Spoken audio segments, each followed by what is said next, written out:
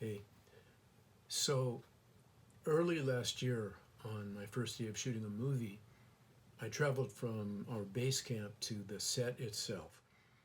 Several members of the crew and I were riding in a van together to make this short trip. And as we traveled through the heart of downtown Los Angeles, we witnessed probably the longest, most densely populated encampment of houseless people that I've ever seen. It went on for blocks, these ramshackle shelters of boxes and tarps and tents huddled on the concrete, wedged in the joint between the sidewalk and the various available vertical surfaces. We're used to seeing such clusters by now in this town and in so many other towns, but the length and depth of this one was stunning. My dismay over it was deepened by the reaction of my colleagues. There were probably six of us riding together, maybe seven, and for a moment nobody said much of anything. But the commentary that finally arose was focused on how this disgusting and filthy spectacle had made it impossible for us to go shopping in some of those nice stores like we used to. Not only that, it made us feel unsafe in our own town. One of the men strongly condemned the politicians who had promised and failed to clean up this mess, as if we were looking at trash that required disposal. But not a word was spoken about the fate of the actual human beings who made up the mess. Not a single word.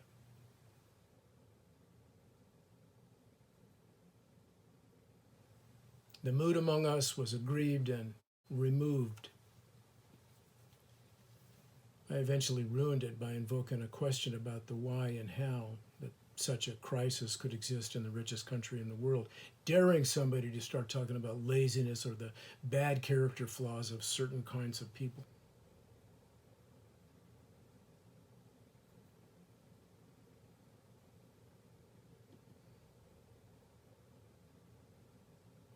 But no one took me up on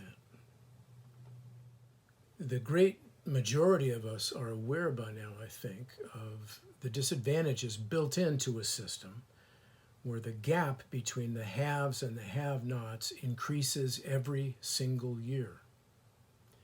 These are disadvantages that demand and literally guarantee the maintenance of a vast underclass of unlucky, impoverished, desperate people.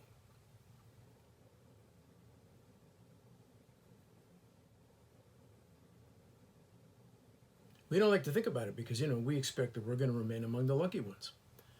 But in fact, the burgeoning generation of so many billionaires in a system configured like ours demands a corresponding and deepening pool of poverty. Once the game is rigged to work like that, it's just math.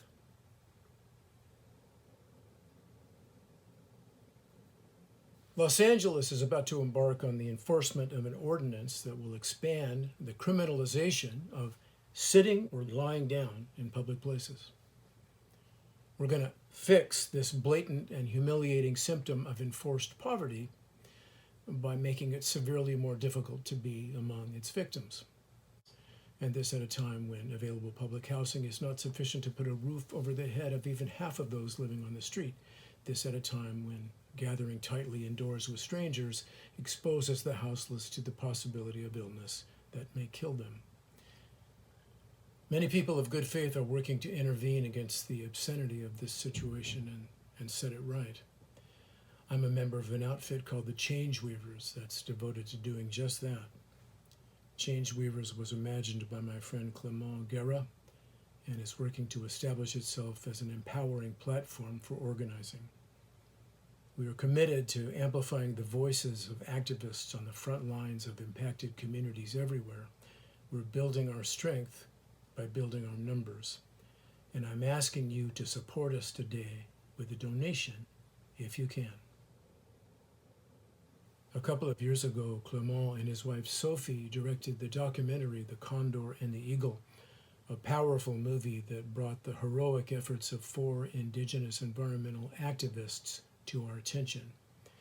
In the time since, they've been documenting the refugee crisis in Syria, the refugee crisis in Ukraine, and now looking at homelessness, the refugee crisis within the borders of America. In our fundraising portal, I've narrated a short video about the Change Weavers. You can access the link to it in my profile on Instagram or at the bottom of this Facebook post. I know we're all being stressed right now by so much need. But if you can offer your assistance, and even a small amount, we will deeply appreciate it. The fact is, we're all in this together, even though sometimes it doesn't feel like it. It's imperative that we remain clear about that. It's imperative that we care for those most in need to the degree we can, in preparation for the day when we will all be called to account. And to all my relations, I say thank you for considering this request.